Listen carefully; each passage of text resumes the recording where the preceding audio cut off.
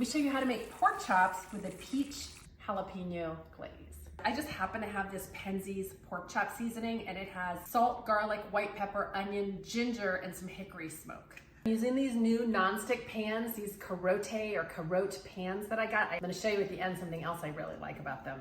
Just gonna add a drizzle of olive oil. Go our chop. While my pork chops are cooking, I chopped up a peach. I have a little baby jalapeno from my garden.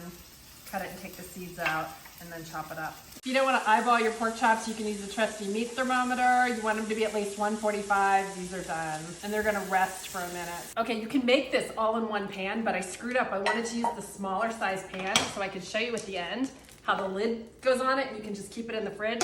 So pretend that I just made those pork chops in this pan.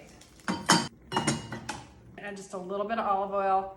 I'm gonna add a knob of butter. In go the peaches, and you put the jalapeno in at the same time. Okay, we'll add just a little bit of salt, some pep.